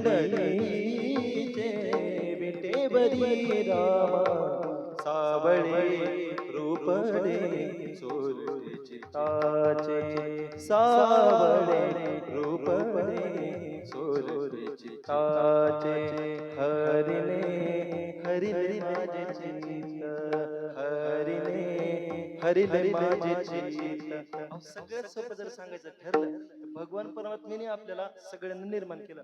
आपण जर इतके देखणे असाल तर आपल्याला बनवणारा किती देखणा असेल हो हे का नाही. एक गोडपद आहे ना महाराज नाम तुम्हारा तारनहारा कब तेरा दर्शन होगा नाम तुम्हारा तारनहारा कब तेरा दर्शन होगा जिसकी रचना इतनी सुंदर वो कितना सुंदर होगा वो कितना सुंदर होगा वो कितना सुंदर होगा. त्यांची रचना इतकी सुंदर आहे महाराज ती भगवान परमात्मा किती सुंदर असेल महाराज. पाहिलिया वेद लावी बैसी जीवे जडोनी हे की नाही महाराज. त्यांनी त्याला पाहिलं ना महाराज म्हणजे त्यांना काहीच बोलावं आणि काय करावं काय सूचना महाराज. क्षणभर ते स्वतःला विसरून गेले. जगाचा मालक आहे महाराज तो किती सुंदर असेल. अहो जर आपण जर आपल्या घरातलं जर एका जर तान बाळ जर पाहिलं तर पटकरी त्याला उचलून घेतो त्याचा एखादा मुका घेतो. इतकं सुंदर बाळ असतं. हे बाळ कोणी निर्माण केलं हो कोणी केलं निर्माण भगवान परमात्म्याने केलं. तर मग तो किती सुंदर असेल महाराज. ज्याने हे विश्व निर्माण केलं तो भगवान परमात्मा किती सुंदर असेल. तो खूप सुंदर भगवान परमात्मा. आणि त्यांना सांगितलं का हो तुम्हाला या ठिकाणी सेवकाची गरज आहे का. त्यांनी सांगितलं हो बाळा आम्हाला सेवकाची गरज आहे. असं म्हणल्यानंतर त्यांनी सांगितलं मी चालेल का तुम्हाला मी चालेल का म्हणल्यानंतर त्यांनी सांगितलं बाळा तुला जमेल का रे हे सर्व काम. अरे आम्ही दोघ जण करतोय तरी आम्हाला झेपत नाही. तू तर एवढा लहान लेकरू आहे. तू एवढं लहान लेकरू आहे. अगदी 8-9 वर्ष वय असेल रे बाळा तुझं. तुला जमेल का हे काम जमेल का म्हणल्यानंतर ते म्हणला मला संतांच्या सेवेमध्ये सगळे काम जमतात येत ते यावत पर्यंत सगळे काम जमतात महाराज. भगवंतांनी काय काय कामे केली महाराज भगवंताचे हे की नाही. नीच कामे न धरी लाज भक्त काज कैवारी हे की नाही. अनेक प्रमाण महाराज आपल्याला देता येतील परंतु घड्याळ आपल्यासाठी थांबत नाही महाराज. चला पुढं.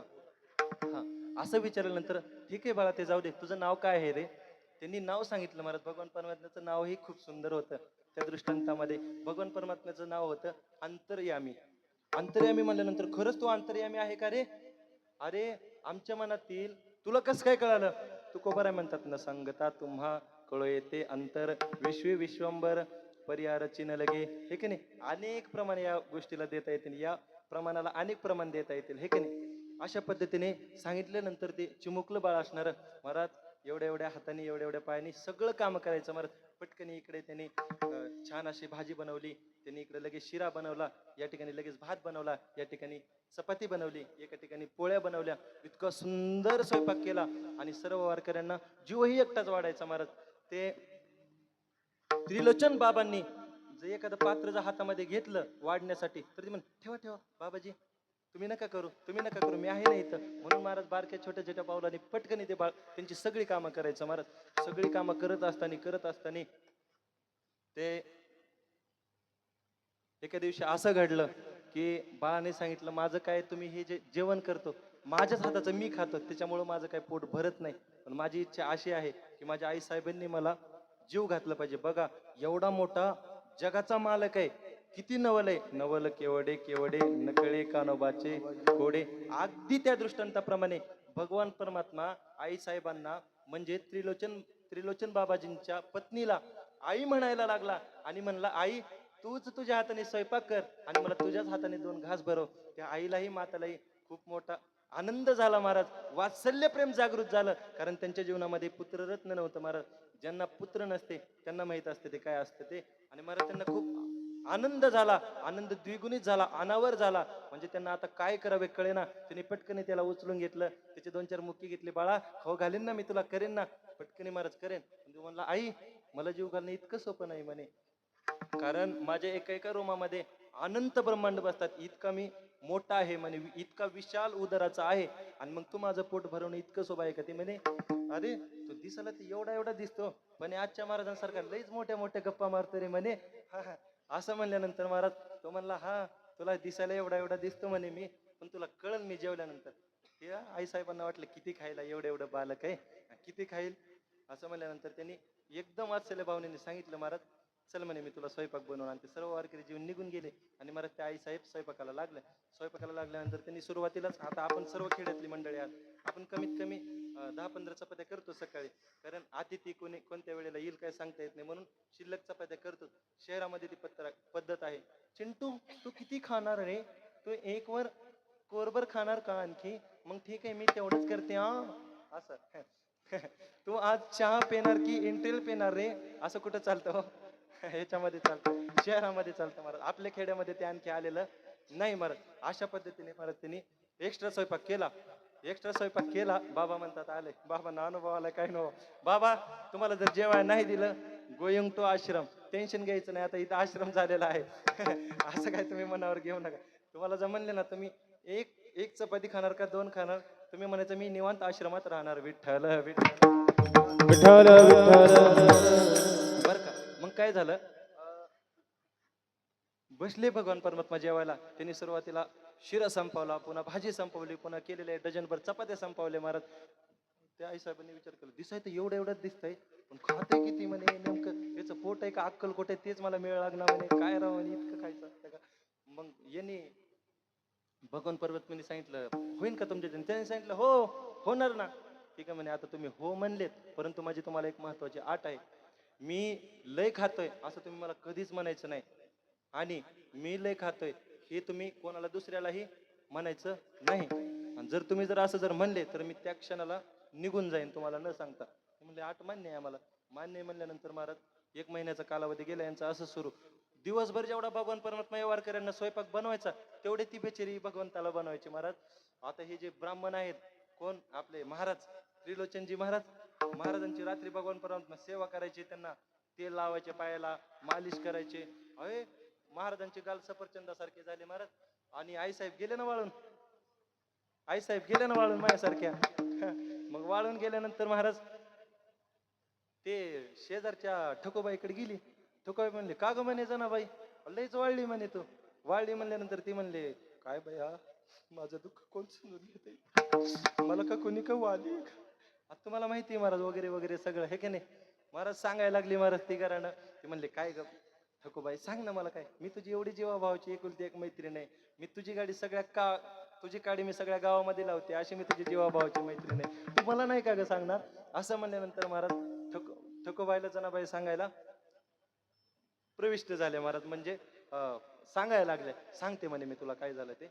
म्हणे आमच्या घरामध्ये एक बाळ, हो ते कोणाला माहित नाही म्हणे, 1 महिन्याच्या अगोदर ना, हो अहो, किती सुंदर आहे ग म्हणे ते, आम्ही सगळेजण त्याला पाहण्यासाठीच येतो ना बाई म्हणे, आणि तुला ते जड झालं का, नाही नाही नाही नाही, त्याचं काही गरण नाही म्हणे, पण त्याचं असं आहे कसं आहे. तर मला अशा गोष्टी ऐकायला माणसाला लई, हॅलो ते तुम्हाला घटना कळाली का, काय सगळे हातातली कामं सोडून देईन काय, लगेच महाराज म्हणजे असं दुसऱ्याचं म्हणजे पाहायला माणसाला लई गोड वाटतं महाराज, हे का नाही, दुसऱ्याचं ऐकायला. पण तुकोबराय म्हणतात अनिकाचे कानी गुणदोष मनाना, आणि दुसऱ्याचं ऐकायचंही नाही महाराज, आणि ते मनालाही आणायचं नाही. चला मग, पण ते आपल्याला सवय जातच नाही महाराज, हे की नाही. हा, मग त्या आईसाहेबांनी त्यांना विचारलं, मग त्यांनी सांगायला सुरुवात केली, अगं म्हणे तुला माहिती का म्हणे, तुला म्हणून सांगते बरं का, होय, देव म्हणलाय कोणाला सांगू नको. काय चपळ म्हातारा येत राव इथल्या, यांना ऐकू येतं 5G रेंज मध्ये येत राव इथं म्हणजे चपळ येत राव, म्हणजे खतरनाक काम आहे यांचं. इतकं सावकाश बोललो तरी ऐकू येतं. असंच बोलता ना तुम्ही माता माऊल्यांनो, असंच बोलता ना. तुला म्हणून सांगते सगळ्या पांढरेवाडीला काडी लावते, हे की नाही, तुला म्हणून सांगते आणि सगळ्या श्रीगोंदा तालुक्याला काडी लावते. महाराज याच्यावरती एक मला सहज आठवलं महाराज, काय झालं, एक पती पत्नीचं जोड पण नवीन लग्न झालं आणि ते सासरवाडीला निघाले. सासरवाडीला निघाल्यानंतर महाराज पेट्रोल पंप लागला मध्ये, मग पेट्रोल पंप लागल्यानंतर म्हणे आता पेट्रोल भरू गाडीमध्ये, आणि पेट्रोल भरू म्हणल्यानंतर महाराज यांनी ती बाई आहे ना पेट्रोल पंपाच्या बाहेरच उतरवली. पेट्रोल पंपाच्या बाहेर उतरवली आणि पेट्रोल भरायला एकटा गेला. पेट्रोल भरायला एकटा गेला, पेट्रोल भरलं, पण त्या पेट्रोल पंपावाल्याने त्याला विचारलं, का हो म्हणे ती कोण आहे. ती म्हणला माझी धर्मपत्नी आहे. म्हणलं काय तुला काय डाऊट आहे का. म्हणला नाही नाही डाऊट, पण सहज विचारलं म्हणे, असंच शुद्ध भावनेने विचारलं म्हणे. असं म्हणल्यानंतर तो म्हणला नाही नाही माझी पत्नीच आहे. मग तिला तिकडे का ठेवलं म्हणे. काय म्हणे तू काय येडे काय म्हणे राव, इथं धड देखत लिहिले म्हणे आग लावणाऱ्या वस्तू दूर ठेवा. धडधडीत तुम्ही लिहिलंय राव म्हणे, आणि तुम्ही मला म्हणताय इतकं महाराज म्हणजे ह्या आग लावतात महाराज अशा. मग त्यांनी महाराज सांगितलं त्यांना, म्हणे असं असं बाई म्हणे कशाचं काय तुला सांगू, हा आमचा स्वयंपाक करतो म्हणे, पण हा जेवढा करतो त्याच्या दुप्पट पुन्हा हा स्वतःच खातो म्हणे, म्हणून माझी अवस्था अशी झाली. हे भगवान परमात्म्याला लगेच कळालं महाराज. भगवान परमात्मा अंतर्धाम पावले. अंतर्धाम पावल्यानंतर संध्याकाळी पाय दुखायला लागले महाराज. महाराजांचे पाय दुखायल्यानंतर म्हणे का ग अंतर्धाम कुठे दिसतो का, अंतर्धाम कुठे आहे आपलं बाळ. असं म्हणल्यानंतर त्यांनी सांगितलं भाजीपाला आणायला गेला असेल. मग महाराज तसेच दुखणारे पाय घेतले आणि तसेच महाराज त्रिलोचनजी भाजी मंडईमध्ये गेले, आणि त्या ठिकाणी सगळीकडे पूर्ण मार्केट हुडकून पाहिलं, पण महाराज देव कुठेही त्यांना सापडले नाही. महाराज अतिशय दुःखद अंतकरणाने घरी आले आणि पत्नीला प्रश्न केला, का ग म्हणे त्यांनी एक आठ घातली होती आपल्याला, तुम्ही मला लय खाल्लंय असं म्हणायचं नाही, आणि जर म्हणले तर मी लगेच अंतर्धाम पावे. असं तू म्हणली का कोणाला, तू म्हणली का त्याला. म्हणले नाही नाही मी तर त्याला अजिबात तसं काय म्हणलेलं नाही. आणि मग कोणाला शेजाऱ्या पाजाऱ्याला म्हणली का. हा म्हणे ठकोबाईकडे गेले होते म्हणे मी सकाळी, आणि ठकवीने म्हणणे सगळा कार्यक्रम केला आपला, आणि म्हणे ठकीने लय गोड बोलून माझ्याकडे काढून घेतलं म्हणे सगळं, आणि मी तिला भावनेच्या भारामध्ये सांगितलं माझ्याकडून चुकलं तरी, पण आता काय करायचं. चला म्हणे आता आपल्यासारख्यांचा वाली कोण हो, भगवान परमात्मा ना. ज्या वेळेस सगळं जग संपत महाराज, त्यावेळेस फक्त एकमेव भगवान परमात्मा आठवत असतो. त्यावेळेस फक्त एकमेव भगवान परमात्मा आठवत असतो. अंतकाळीचा सोयरा तुका म्हणे विठू बरा, जीवीच्या जीवना तुका म्हणे नारायणा. आपला जीवलग जर कोणी असेल तर विठ्ठल आमुचे जीवन, हे का नाही. आपला फक्त भगवान परमात्मा जीवलग आहे महाराज. मग गेल्यानंतर भगवान परमात्मा आणि साधू संत जीवलग, हे दोन म्हणजे भगवान परमात्मा आणि संत हे एकच असल्या कारण तेच फक्त आपले जीवाभावाचे आहेत. बाकी कोणी जीवाभावाचे नाहीत. ते तुझ्या मागचे चोर वगैरे वगैरे ते वर्ष तुमच्या जवळ पाठ झाले सगळ्यांच्या, हे का नाही. हा मी तिकडे जात नाही, पण महत्वाचा मुद्दा असा की मग गेले भगवान परमात्म्याला शरण, भगवान परमात्म्याच्या समोर गेले, भगवंताला सांगितलं भगवंता जर आमच्याकडून काही चूक झालेली असेल तर माफ कर रे देवा, पण आमचं बाळ आम्हाला परत कर गड्या.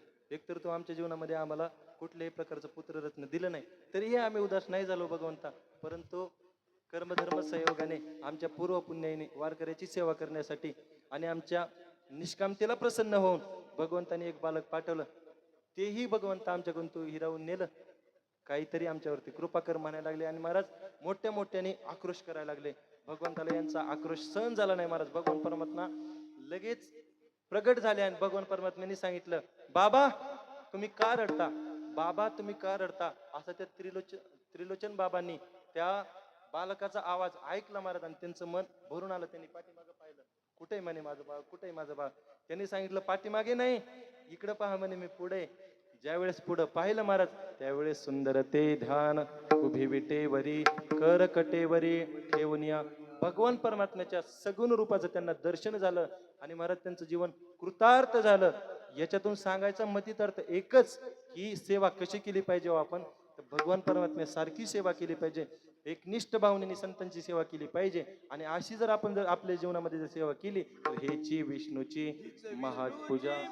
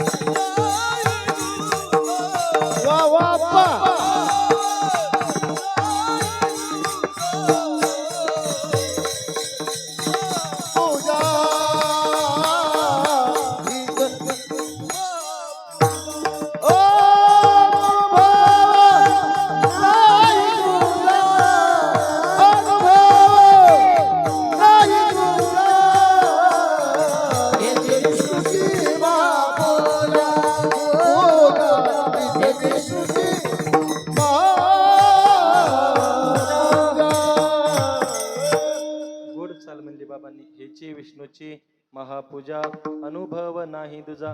आपण भगवान परमात्म्याने ज्या पद्धतीने संतांची सेवा केली त्या जर पद्धतीने आपण आपल्या स्वामींची सेवा केली म्हणजेच आनंदाश्रम स्वामींची सेवा केली तर तीच खऱ्या अर्थाने विष्णूची महापूजा.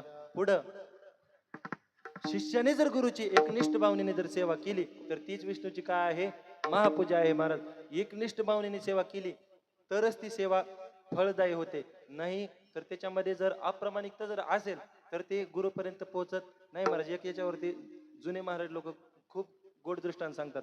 गुरुवर जंगली बाबा हा दृष्टांत सांगतात. बाबा म्हणत असतात की काय झालं, एक गुरु महाराजांचा मोठा आश्रम होता आणि त्या आश्रमामध्ये महाराज एक गुरु आणि एक शिष्य राहायचे. पण तो शिष्य महाराज गुरूंचा बहिरंगाने भक्ती करायचा. कशी रंगाने भक्ती करायचा? बहिरंगाने. बहिरंग भक्त म्हणजे फक्त वरून वरून दाखवायचा, मी तुमचा लय मोठा शिष्य मी आम्ही तुमचेच, असं फक्त दाखवायचं महाराज, है का नाही. हा असं मग काय झालं, कालच्या सारखी एक एकादश आली आणि एकादश आल्यानंतर गुरु महाराजांनी सांगितलं हे 2 रुपये घे आणि 2 रुपये घेऊन तू काय कर, पेड्याच्या दुकानामध्ये जा कोळगावला आणि पेड्याच्या दुकानामधून, कोळगावला आहे ना, नाही तर तिथं जाऊन त्या बिचाराला भेटायचं नाही, उपाशी मारायचे गुरु महाराज. हा आहे. मग तिथून त्या ठिकाणी तो पेढे आणण्यासाठी 2 रुपये घेऊन गेला. आता तुम्ही ना 2 रुपयाला पेढा येत असतो का? जुन्या काळची गोष्ट आहे महाराज, आमच्या काळातली गोष्ट आहे. हा मग गेला महाराज पेढा आणण्यासाठी आणि पेढा आणण्यासाठी गेल्यानंतर त्या ठिकाणी दुकानदाराला म्हणला कसे दिले पेढे? त्यांनी सांगितले 2 रुपयाचे पावशेर. 2 रुपयाचे पावशेर म्हणल्यानंतर किंवा 2 रुपयाचे 1 किलो म्हणा किंवा 2 रुपयाचे 4 म्हणा, 2 रुपयाचे 4 पेढे येतील म्हणे. 4 पेढे येतील, ठीक आहे म्हणे. काही सॅम्पल वगैरे दाखवता का? नाही म्हणे. आजकालचा ट्रेंड आहे तो, सॅम्पलद्वारे पेढे खायचे आणि सगळे दुकानं पालती घालायचे, हे का नाही महाराज. अनुभव आले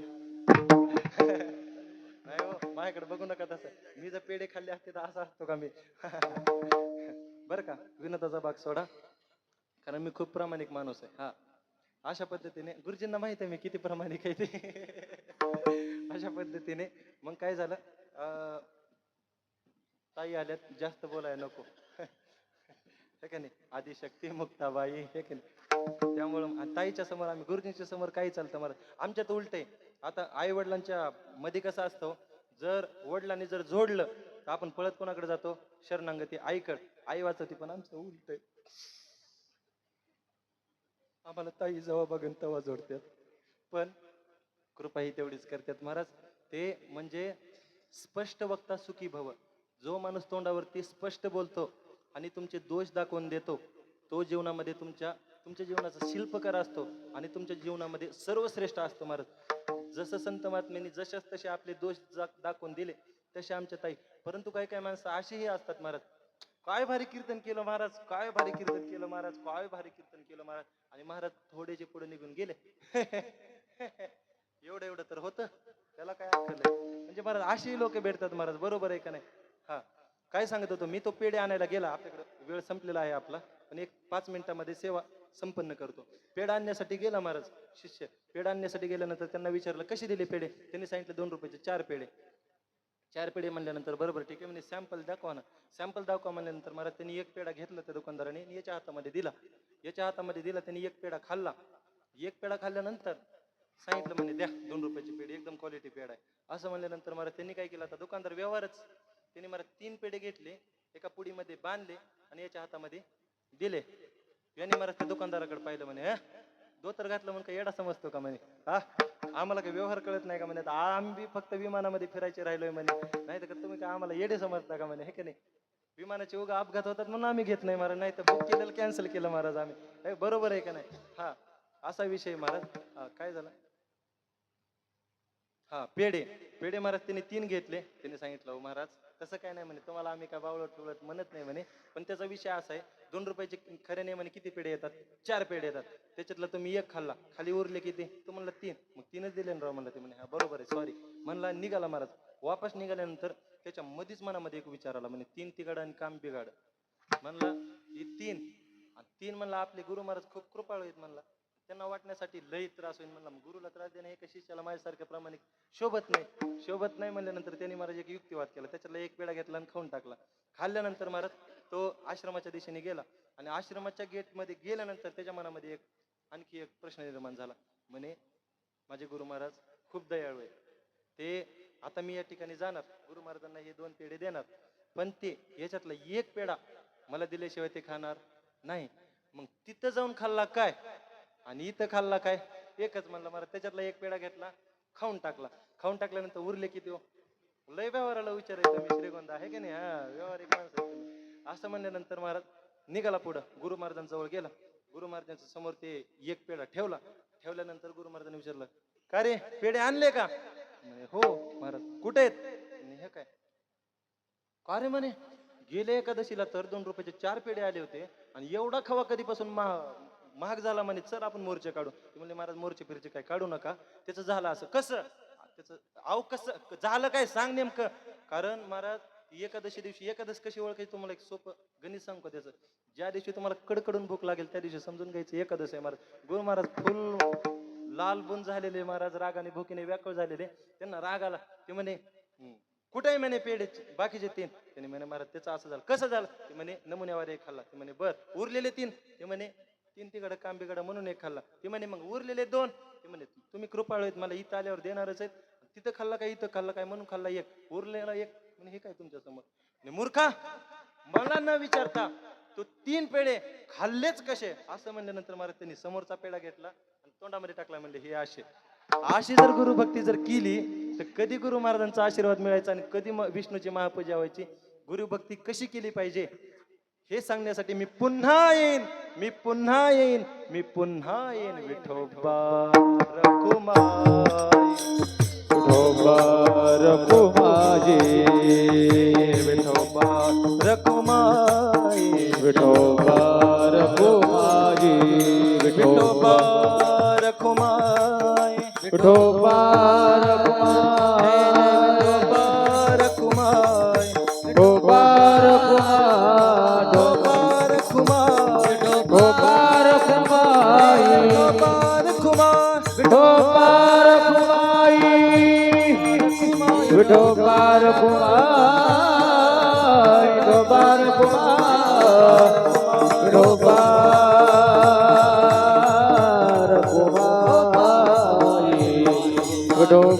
रखुमाई, विठोबा रखुमाई, विठोबा रखुमाई, विठोबा रखुमाई, विठोबा रखुमाई, खबर खबर रखुमाई, खबर खबर कुंडली गवर्धन श्री ज्ञानदेव समसंतन की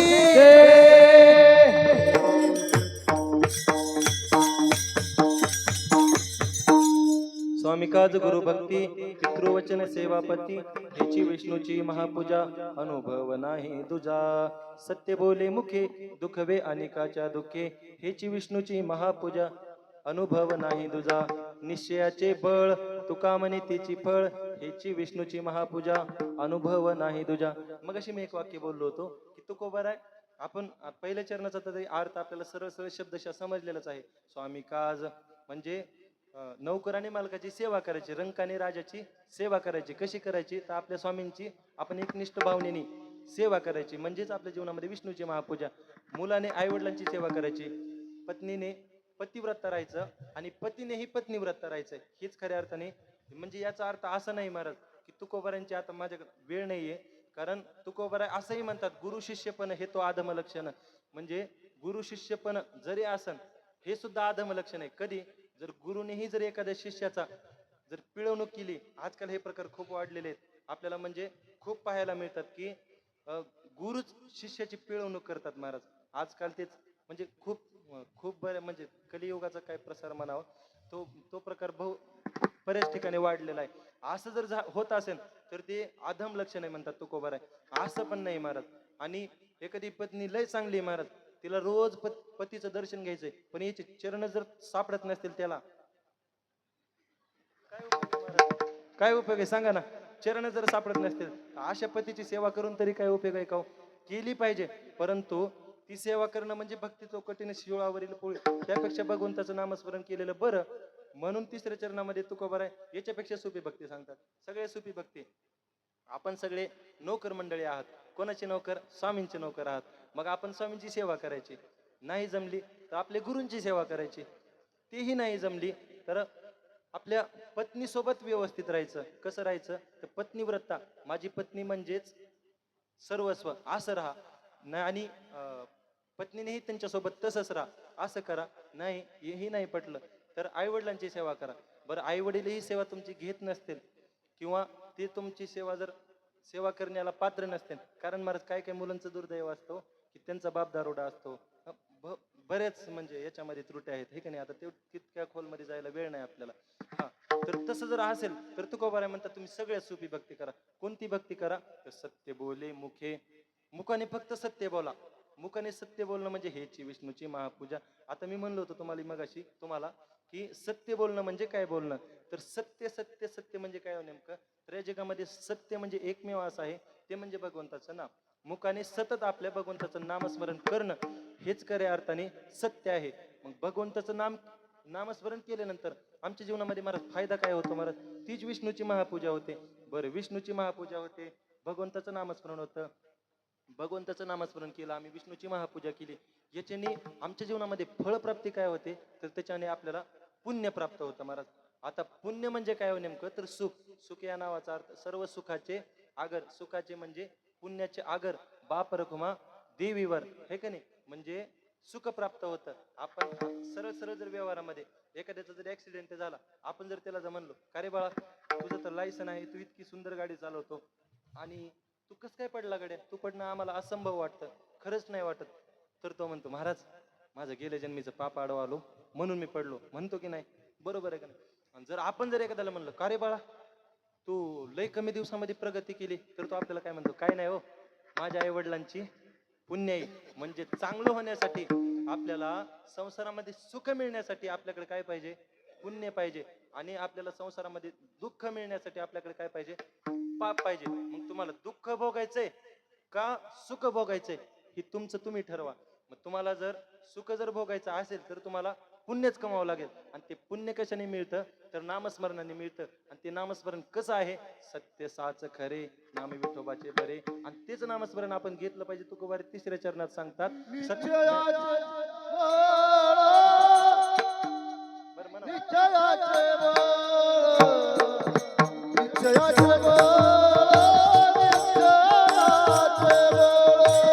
निश्चयाचे बाळा, निश्चयाचे बाळा, निश्चयाचे बाळा, निश्चयाचे बाळा. तुका म्हणे तेची तुका म्हणे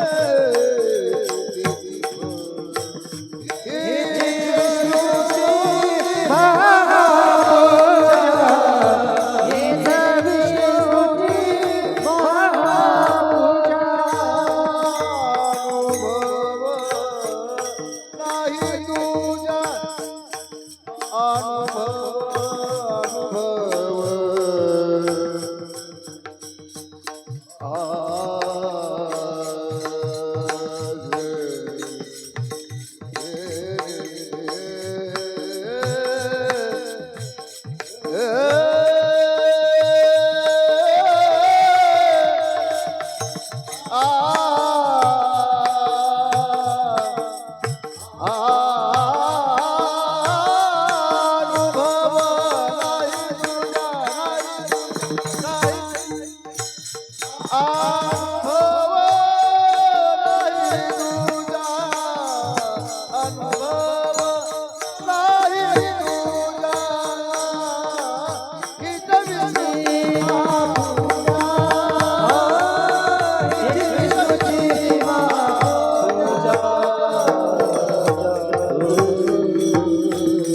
आपल्या जीवनामध्ये जर सुख प्राप्ती करून घ्यायची असेल तर आपण काय केलं पाहिजे?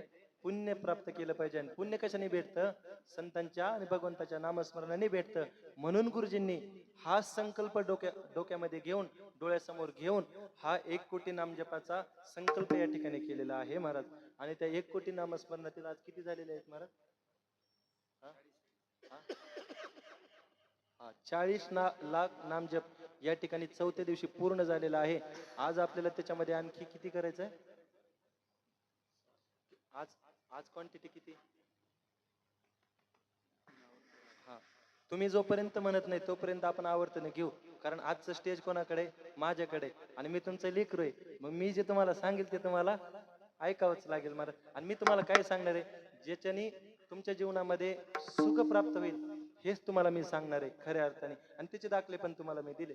आपण जर एखाद्याला म्हणलं का हो बाळांनो, तुम्हाला तर वडील नाहीत, तुमचे वडील जाऊन 6 महिने झालं आणि तुमची इतकी कसं काय प्रगती झाली, तर तो म्हणतो माझ्या वडिलांचा आशीर्वाद, त्यांची पुण्याई मला कामी आली, किंवा माझी पुण्याई कामी आली. आपल्या पुण्याईने आपल्याला परमार्थही मिळतो आणि आपल्या पुण्याईने आपल्याला प्रपंचही मिळतो महाराज.